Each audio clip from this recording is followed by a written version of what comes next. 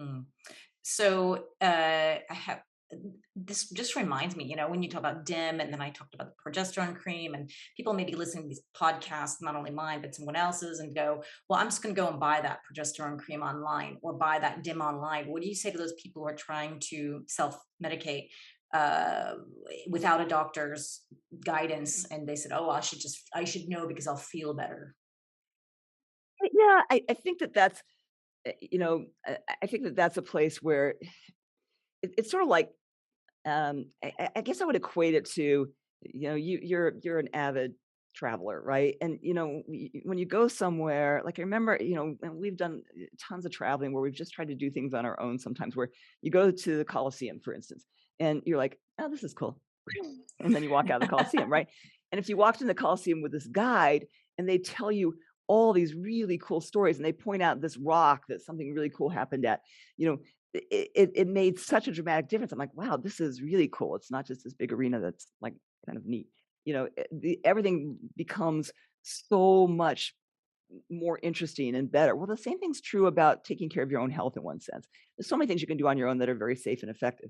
But if you're working with a guide, somebody like you, somebody, a physician, doesn't have to be a physician necessarily, but somebody who can kind of guide you along that path, your results and your outcome and your pleasure from the experience is going to be dramatically better. I think there's some very safe things you can do on your own. I don't think you're going to hurt yourself by taking DIM. I would say that there's a lot of sources out there. I was just reading an article that they tested. It was, and I've seen this for Amazon, but I hadn't seen it for just the store. So it was Walgreens, Target, Costco, and 6 out of 7 supplements they tested had none of what was advertised on the supplement in it. And so you have to be very, very careful about what brands you're buying, things like that. And that's where that's where you could potentially be probably wasting money or doing harm if there's contaminants in them and things like that. But I don't think anybody's going to hurt themselves by taking DIM.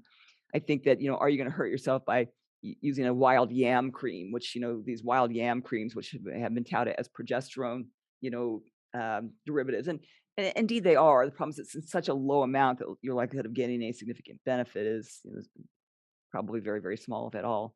And Mm. so, but do I think you're going to hurt yourself by using them? I mean, probably not. But much like walking to the Coliseum, where you're like, well, it's a big Yeah. rock. You know, it, you're just not going to probably see the benefits, and then you're going to say, "Well, I tried that, didn't work." Instead of having somebody who can really work with you and refine things, it's just having a tour guide, having somebody along your side. Like I said, I don't know that it has to be a physician all the time. I think if you're doing hormones, you have to obviously have a physician behind you. But there's like some of these natural things. I think that people like you and Natalie and people who are so incredibly knowledgeable as guides can be so incredibly helpful.